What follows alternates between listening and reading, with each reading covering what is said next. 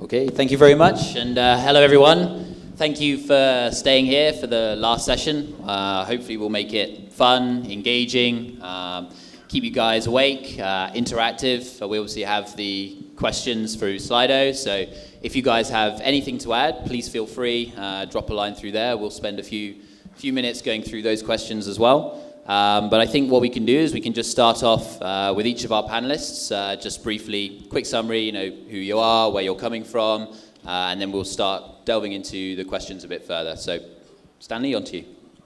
Sure. Hi, so my name is Stan, and I handle Google Marketing Platforms for the Malaysia market. Google Marketing Platforms is essentially a full-stack ad tech suite that allows you to easily buy, display, video, and search. So think of it, if you will, as sort of like an enterprise version of AdWords, if that makes sense. Right, so my name is Kin, and I represent a company called Kasatria. So our team has the privilege of representing Google as one of their premium partners for the Google Marketing Platform and for their data analytics suite. So definitely looking forward to see what we can learn from the other panelists here today. Hi everyone, I'm Prasana William. I am from Hubspot. We're a full-stack marketing, sales, and services automation platform. We are kind of the guys behind the whole inbound marketing methodology. I'm based out of Singapore. I do marketing for Southeast Asia. Hello everyone. Me again. My name is Minos, Lowe. Come from MAMIC Solutions. So we are especially in WeChat, especially WeChat O2O digitalized transform business. We helped, especially help the SME in Malaysia. We also provide the professional courses to teach O2O, how to success in the O2O. So, all right, thank you. Okay, great. So thanks guys for doing that, and I think what we can do is start off with what I think, should be a fairly simple one. Where we can just enlighten the audience. What is marketing automation to you? It's a very generic term. It's thrown around a lot, but what does it mean? So maybe Stanley, you start. Sure. So I think marketing automation is the process of continuously improving two core areas, which is prospect generation as well as leads management. So I think these two fundamentally boils down to, as a means to an end, right? Which is to deploy automation to get marketers up to a state where they're actually able to achieve personalization at scale. So I think we all think personalization is something that is fundamentally crucial. I think in the arena of marketing, it's about being able to craft your messages so you're actually able to engage and build better resonance with your customers. That means higher engagement from your customers, which in turn lead to higher leads. So I think the challenge is, you obviously can't do this manually if you're trying to reach out to hundreds or thousands or hundreds of thousands of your customers. So automation leads to that end. Okay. Pras, do you have anything to add to this? Yeah, I think to summarize all of that, at the end of the day, it's just a way to automate repetitive tasks. And it can be tasks across different functions of your business. It can be marketing, it can be sales, it can be service, it can be HR, it can be finance. And then one step above that is now how are the different functions going to speak to each other. So I'm sure we're going to delve into that today. Yeah. Okay. And Kin, I think you ran a session a little bit earlier about optimization, personalization. How do we begin to optimize this automation? Because if you let things run, how do we make it work better, improve? How can we optimize this process? So what are the key things that you guys look for specifically when doing that? Okay, so basically, in order to improve, the first question that we need to ask is how well are we doing today? So this means that as an organization, we must have the discipline to start measuring our performance. So let's assume that in the past, I used to sell $100,000 every week. Okay. After introducing, for example, a marketing campaign with Stanley, we drove our revenue from 100K to 150K. So that 50K differential, right, represents something called a 50% uplift. Okay. So when we are able to couch things in numbers, we are then able to concretely advise each member in the organization on whether or not we are doing well or whether or not we could do better. Because in an ideal situation, we want to be able to rank all of the different marketing activities that we are orchestrating and evaluate them based on the likelihood of it influencing the bottom line of the organization. Okay, very interesting, yes. So obviously it's all about bottom line, measuring success constantly, identifying what's working, what's not working, and taking that kind of approach. I guess, Minos, on to you just very quickly, specifically on WeChat. I mean, personally, it's not a channel that I'm too familiar with, but how do you see it fitting in with the wider automation suite, if you like? So obviously you have your email systems and SMS, and WhatsApp is now coming around the corner. You know, where do you see WeChat fitting into the bigger scheme of things? Yeah, this is a very good question, because actually a lot of customers always ask me how to combine a lot of digital marketing and work with WeChat, right? So for actually most of the people we think for advertisement, WeChat is not so strong. Very strong for advertisement, for digital marketing, the lead generation come from is Facebook, Google, right? But how about WeChat? But why we say WeChat very strong? That is a very good question.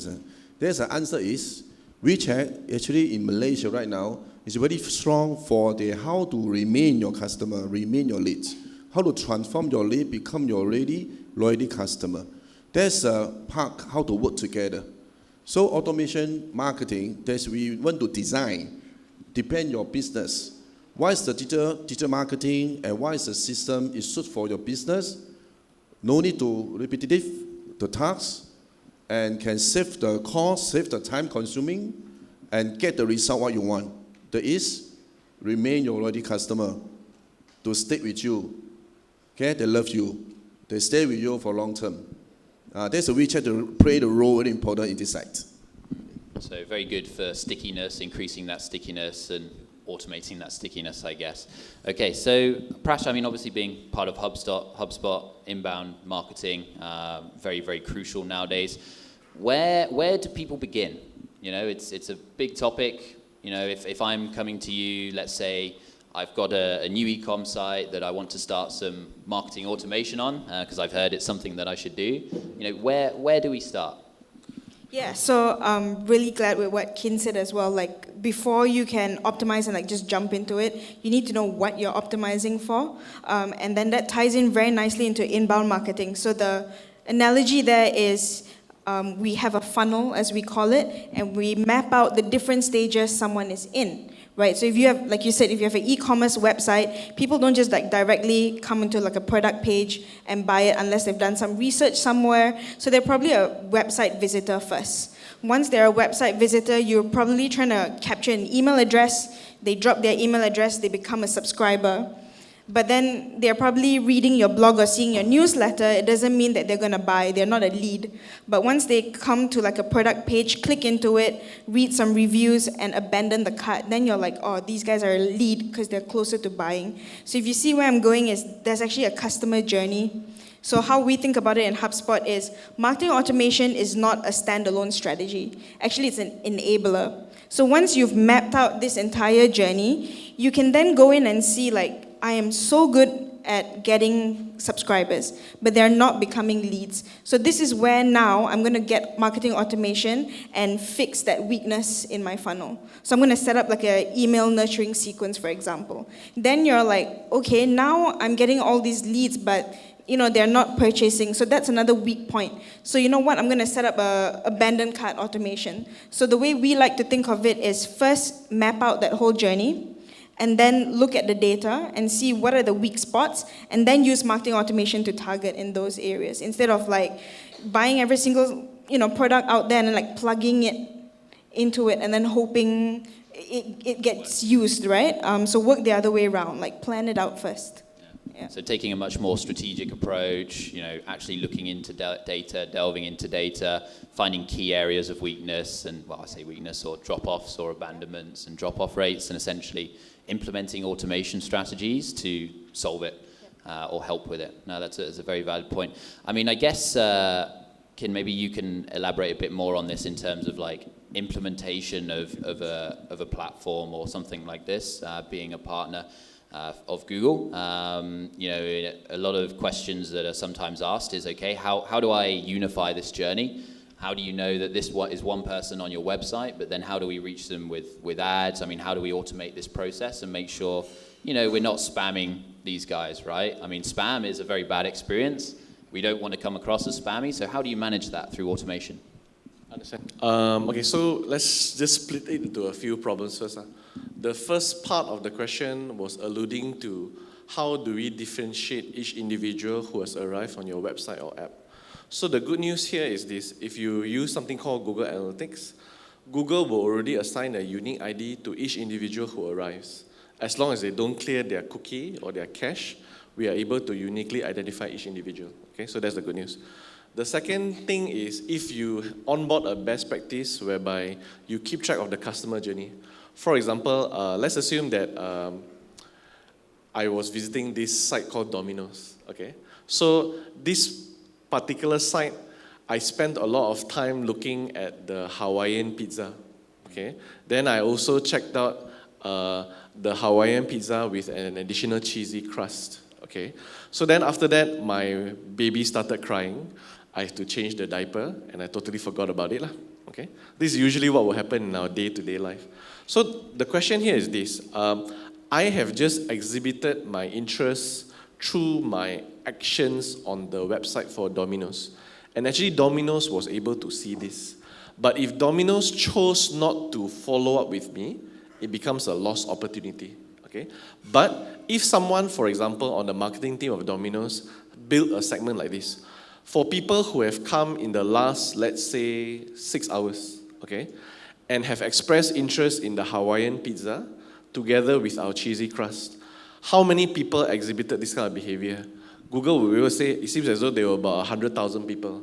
Okay, so if I have had many different rules attempting to qualify different audiences, which ones are in the highest magnitude of volume? Okay, so based on the ones with the highest volume, I will prioritize to plan and orchestrate my next campaign.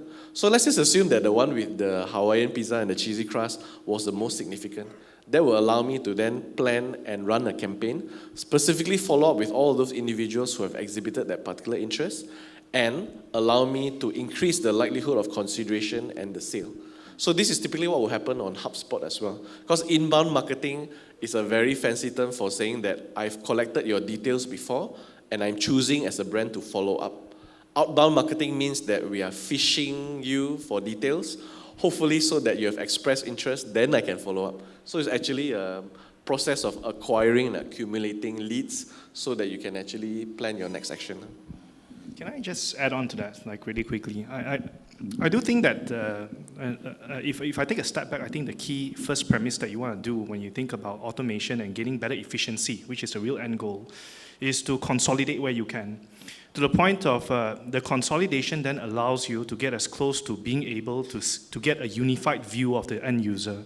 So, we've research that shows that when, you're trying 5 different types of technology, that's really counterintuitive, because then you're spending so much time driving 5 different automation initiatives instead of, the first basis of making sure that you're operating everything within one dashboard. So I think that just makes a lot of sense. And then that allows you to move beyond the tech to actually start thinking about higher order automation around a few key areas. How do you then automate the analysis of your data? How do you then automate your measurement and attribution? How do you then automate the ease of usage and your day-to-day use of setting up campaigns so you're actually able to enjoy time savings? Yeah, so I mean, automating as a whole is obviously what you're aiming for. Just building on this as well, because obviously you're delving into analytics, looking at it at a higher level as well, taking that step back. There's quite a few different SMEs here. I saw a question a little bit earlier on, just saying, ultimately, not all these solutions are that affordable. So as an SME, as a smaller business, like what can I do to start? How do I start this? Pras?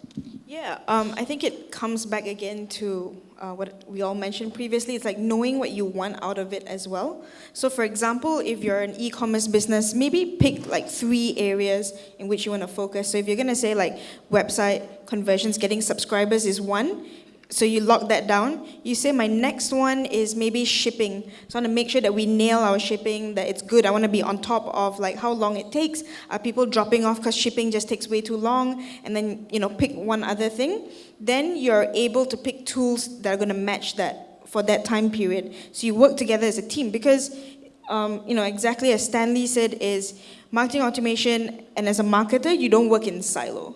Right? You're going to have to eventually, if you're going to do abandoned cart, you're going to be working with the product team, right? If you are, looking at shipping numbers, you're going to work with like your warehouse or ops team. So before you even begin, if you as an organization or as a business have decided these are the 3 things, sit down with the leaders from the other teams and map out what you want. Because then, your CTO is going to tell you like, oh, I'm sorry, we can't do that. We have a legacy system that does not speak to this marketing automation tool that you want to buy. So it's a no for us. You speak to finance or like ops and they go like, okay, our shipping company is XYZ. They don't talk to our systems as well. So that alone will, reduce friction. It would reduce wasted money. And you can set up the analytics that you want and that's relevant to the rest of the team. Because at the end of the day, you want to come into the office on Monday and pull up a dashboard and have all your C-levels or all the different function leads be able to read the data. And everyone gets it and everyone's on board. And like, yes, this is what we're committing to. Let's go after these numbers. Yeah, so that's I think planning is what I'm trying to say would save you a lot of money and time. So planning with the right people. I mean, you brought up a good point there. You have to communicate with a lot of different teams internally to really address automation and marketing automation and get it right. The product team for the abandoned cart. My next question would be, who ultimately then owns marketing automation within a business? Is it the marketeer? Is it the e-commerce manager? Is it the data analyst? Is it the CTO? Is it the CEO? I mean, in your experience, maybe Kin, maybe you can allude a bit into this, but from your experience, who really owns this process? Understand. So there's a research company called Gartner, and they've alluded to the fact that in the next 3 to 4 years, there's going to be a new role crafted out for many successful organizations, and that role is called the Chief Digital Officer.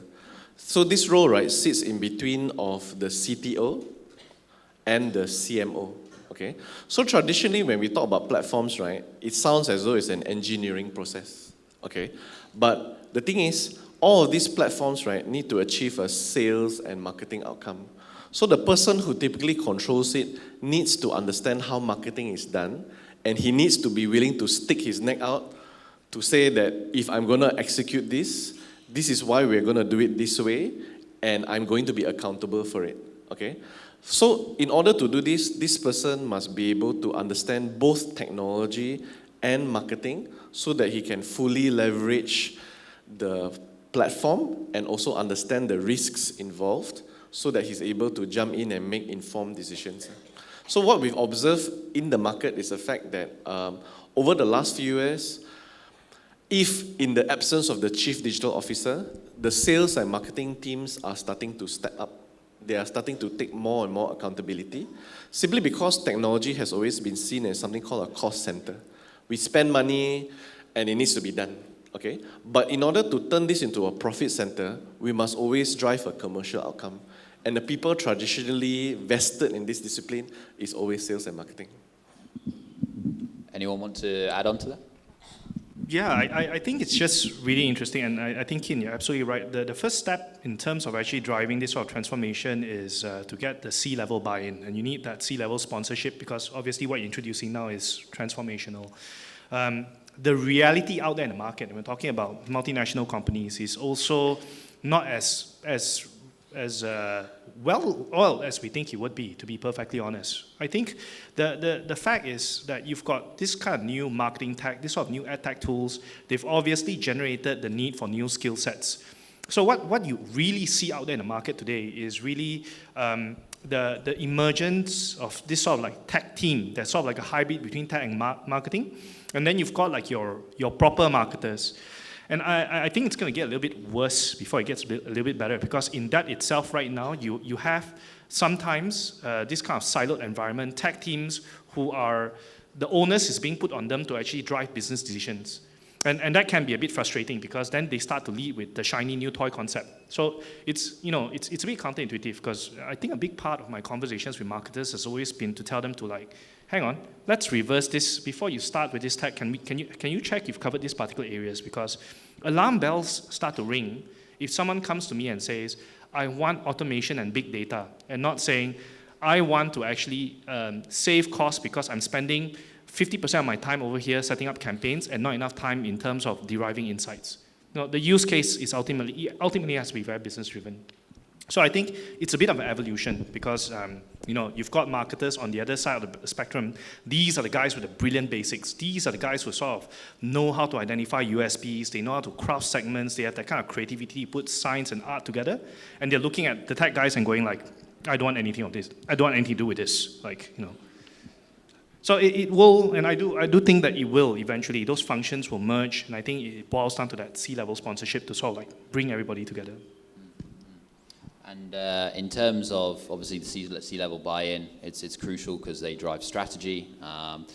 Do the C-level people, do the CEOs, do the chiefs, do they need to also be aware of what's going on in terms of marketing automation? I mean, how do I go to my CEO and say, you know what, I want to run a marketing automation program? What kind of reasons would I give? What kind of ROI? Because obviously they're very ROI focused, they're very value focused. What are the key tangibles that you guys see running these kind of programs and automations? Yeah, so I think I can offer like an interesting perspective from Hubspot side because we not only sell marketing automation, but we also use it ourselves. So when we are talking to our customers, so how we train our salespeople is when you identify a prospect, it's your duty to find a champion. So we identify who's that key person that's sitting in the organization that we're going after that will champion HubSpot for us. So this could be the CDO eventually one day, but then what we then tell them is you tweak your messaging according to which C-level person you're speaking to. So CMO, first person you go to. So because the way HubSpot is built, we tend to have a lot of marketing people in our funnel, right? Because we do a lot of content. So usually first touch point is this like marketing person, and then we go like CMO, first person, because unique situation is this CMO understands your pain and he or she wants to make your job easier. He or she also knows what are the different tools you're using and understands you're just trying to be more efficient at your job and get that ROI. Second thing, CMO works very closely with the VP of sales. So even at HubSpot, we've coined this term called smarketing, which is actually sales and marketing alignment, right? So that's why we always say, champion, go speak to your CMO first. And the other unique thing about the CMO is they have a customer voice. So very rarely, like not many people in the organization like look after that customer voice. A CMO tends to do that. So half looking after a marketing team, half also ensuring that we're looking after the customer's voice. Then when you speak to the CEO, he or she is completely different. So they have to manage stakeholders. So when you approach and pitch, get the champion to pitch to the CEO, it's like a completely different story. It's more of like, telling the stakeholders, yes, we can afford this. This is how it's going to make us more efficient. This is how we're going to get more ROI back. You speak to the CTO, he or she is going to be like, do we really need this? The last thing I want is another chunky tool that we're going to pay more for. Is it like a monthly subscription? Is it yearly? So what we do is find that champion, and then we work very closely with the champion to pitch the business case to each individual based on what makes them tick, what is valuable to them. Yeah. So a very targeted approach, identifying what the key drivers are, right, for each role. Your CMO is a very different KPI to your CFO, right? So ultimately, you tailor the argument accordingly. Okay, so we have 5 minutes left. I think I'm going to go to audience questions, so I can just pull them up on my phone because my eyesight is terrible. So just bear with me 1 second. There's a couple. Maybe can I share a little bit my opinions? Yeah, sure. Yeah, regarding the automation marketing, there's very good marketing. So we can through email, push, tests, and social, right? But first of all, we have to really emphasize or we have to take notice in the social media. Nowadays, what we call one type of marketing is a community marketing. But at the end, especially for SME, your customer, they really at the end need your touching, need your care, okay? Need your, take care to your customer. So you see now, for SME, your less cost doing the marketing. First of all, you can, from your automation marketing, get the leads, okay? You want to maintain your customer, I suggest you should use the community marketing to maintain your customer. Why? How to do? Very easier.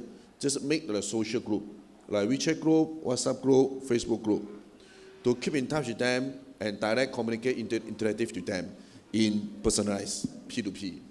Okay, no matter at the same time you use automation machine, okay, to do the marketing. But don't forget, at the end, you should use your personnel, your marketer or your staff, okay, to take care of your customer. Yeah, that's a very crucial point, I think, is building a community, right? Yes. If you build a community, you start to create loyalty, you create that stickiness, and obviously it helps with the overall automation process, makes it a little bit more efficient, and it's another extra channel to actually target these guys on. So, yeah, very good point, very good point. Okay, so moving on to the audience questions, we have a few. There's a couple for Stanley specifically, I think, in terms of the Google marketing platform, but I think I'll take the one regarding, for example, SMEs. So the question is, it all sounds so difficult, time-consuming, with potentially, trial errors going on, no real ROI that I can get in this time period. Should an SME just outsource, gain experience from a contractor, and then I guess ultimately after that experience, they would then cut the contractor? Any thoughts on this one? So I think definitely you would have, I actually just came back from Singapore recently, and it was this ATS panel. So it was a marketing tech panel, and we had this lady, Amy Good, who was like the global procurement for Nestle Digital. So you had a procurement team that actually is focusing on like digital at this particular point, which is interesting. I think it leads back to a lot of questions of varying degrees of scale about big companies or SMEs in this matter of like whether they should actually take on the task themselves or whether they should actually outsource. I think she went on to expand to say, yeah, we've got all these kind of different things in terms of evaluating technology, but fundamentally, we're in the business of actually selling chocolates and pet food. I think that's a stark reminder in terms of like, okay, then what do you think your core competence will be at this juncture? Because sometimes agencies with its managed service would be actually great partners in a sense where they are incubators. And you start working with them and you work on outcomes. I want to get like 200 conversions out of this transaction. But at some point you start to say, okay, we're hitting a plateau with 200 conversions. Do I want to actually hit 250 now? What do I need to do? Do I need to open out this black box? Do I need to actually build out like new competencies, for example? I don't think anyone should fully in-house anything. I think there should always be a hybrid model. I think, there are so many different aspects of like taking on yourself. Like then you just gotta take a step back to say, okay, what are the things that I'm good at? Am I good in the area of data? Am I good in the area of measurement? Am I good in a sense where I've got operational muscle to do the campaign setup? And then I think you select this one or two things that you want to in-house and then leverage on partners to say, listen, I think I'm a little bit weak in terms of measurement attribution. What's the specific cost for this? So I don't think it's binary. I don't think it's either or where you in-house everything or you outsource everything.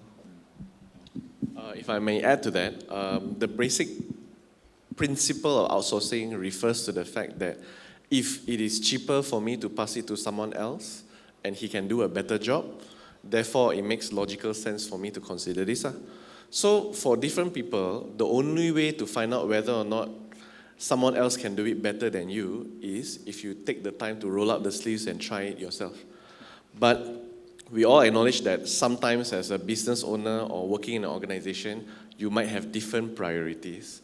So you really need to go and evaluate for yourself, based on the resources that you have available, how much you have to spread around, and see how you can hedge your bets accordingly.